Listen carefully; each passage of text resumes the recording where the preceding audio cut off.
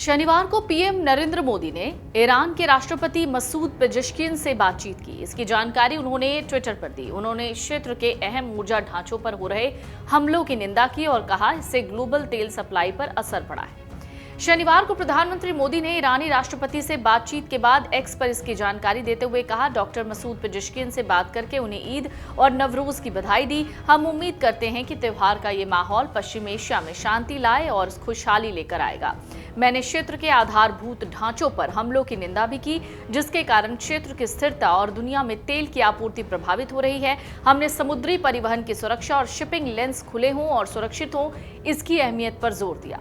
इसके कुछ घंटों बाद पीएम मोदी ने फारसी भाषा में भी पोस्ट कर इस बात की जानकारी दी और उसके ठीक कुछ देर के बाद या कुछ घंटों के बाद प्रधानमंत्री मोदी ने एक हाई लेवल बैठक की। अब उस हाई लेवल बैठक में क्या हुआ, प्रधानमंत्री मोदी ने यानी मोदी कैबिनेट ने कितना बड़ा फैसला लिया है, चलिए जानते हैं।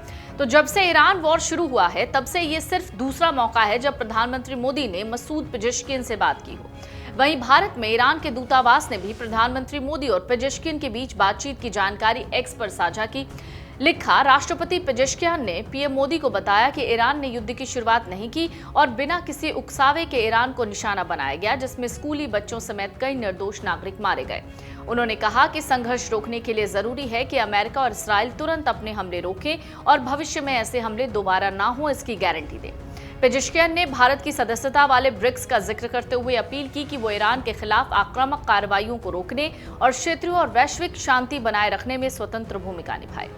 प्रधानमंत्री मोदी ने इससे पहले 12 मार्च को भी ईरान के राष्ट्रपति से बातचीत की थी। उसमें प्रधानमंत्री मोदी ने क्षेत्र में तनाव पर चिंता जाहिर की और कहा कि भारत चाहता है कि सारे मुद्दे बातचीत और कूटनीति के जरिए हल हों। उन्होंने अमेरिका और इजराइल का सीधे सीधे नाम न तब लिया था न अब। फिर इस बार ऐसा क्या हुआ कि विशेषज्ञ इसे एक अलग नजरिए से देख रहे हैं। विशेषज्ञ इस बात पर जोर दे रहे हैं कि पहली बार ईरान से बातचीत के दौरान प्रधानमंत्री मोदी ने क्षेत्र में हो रहे हमलों की निंदा की और तेल की सप्लाई सुनिश्चित कराने पर जोर दिया।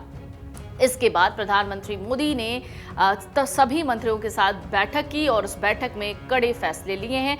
तो चलिए जान लेते हैं आखिरकार उस बैठक से क्या निकलकर सामने आया। भारत के कई शहरों में एलपीजी सिलेंडर्स को लेकर लंबी कतारें देखी जा रही हैं। हालांकि सरकार बार बार ये कह रही है कि एलपीजी संकट को लेकर पैनिक फैलाया जा रहा है। सामान्य पेट्रोल के दाम अब तक नहीं बढ़े हैं, लेकिन प्रीमियम पेट्रोल के दाम 2 रुपए प्रति लीटर बढ़ा दिए गए। राजधानी दिल्ली में इसकी कीमत हो गई है 102 रुपए प्रति लीटर। एक्सपर्ट कहते हैं होर्मुज पर आवाजाही बंद होने से भारत पर इसका बुरा असर पड़ा है। मिडिल ईस्ट में गहराते युद्ध के संकट के बीच प्रधानमंत्री मोदी ने सुरक्षा मामलों की कैबिनेट समिति सीसीएस की हाई लेवल मीटिंग की अध्यक्षता की। वैश्विक अस्थिरता के इस दौर में भारत की अर्थव्यवस्था और आम आदमी के रसोई को सुरक्षित रखने के लिए सरकार ने कवच तैयार किया है। बैठक का मकसद संदेश साफ था, दुनिया में हलचल चाहे जो हो, भारत की सप्लाई चेन रुकनी नहीं चाहिए। इस दौरान कैबिनेट सचिव ने वैश्विक स्थिति और अब तक उठाए गए और भारत सरकार के सभी संबंधित मंत्रालयों विभागों द्वारा किए जा रहे उपायों पर प्रेजेंटेशन दी। प्रधानमंत्री ने स्पष्ट निर्देश दिए कि सरकार के किसी अंग एक इकाई के रूप में काम करे ताकि नागरिकों को इस वैश्विक संघर्ष का कम से कम दंश झेलना पड़े। प्रधानमंत्री नरेंद्र मोदी ने रविवार की शाम को मिडिल ईस्ट तनाव को लेकर करीब 3.5 घंटे एक हाई लेवल बैठक की। इसमें गृह मंत्री अमित शाह थे, रक्षा मंत्री राजनाथ सिंह, वित्त मंत्री निर्मला सीतारमण, विदेश मंत्री एस जयशंकर, केंद्रीय मंत्री जेपी नड्डा, पेट्रोलियम मंत्री हरदीप पुरी समेत कई अन्य मौजूद मंत्री वहां पर थे। पीएम ने तेल, गैस, बिजली और उर्वरक सप्लाई की समीक्षा कर निर्बाध आपूर्ति और मजबूत लॉजिस्टिक्स के निर्देश दिए। मीटिंग में देश भर में बिना रुकावट सप्लाई, स्टेबल लॉजिस्टिक्स और अच्छे डिस्ट्रीब्यूशन पर फोकस किया। तो बैठक में कौन से फैसले लिए गए?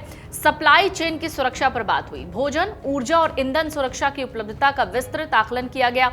सरकार ने अल्पकालिक और दीर्घकालिक उपायों के जरिए इनकी निरंतर सप्लाई सुनिश्चित करने का प्लान बना लिया है।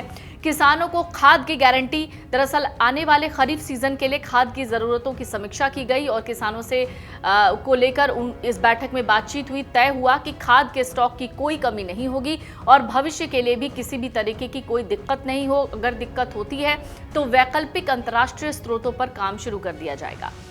देश के सभी पावर प्लांटों में कोयले के पर्याप्त स्टॉक की पुष्टि की गई ताकि औद्योगिक और घरेलू क्षेत्रों में बिजली की कोई कटौती न हो। केमिकल, फार्मा और पेट्रोकेमिकल सेक्टर्स के लिए कच्चे माल के आयात के लिए नए देशों और स्रोतों की तलाश की जाएगी।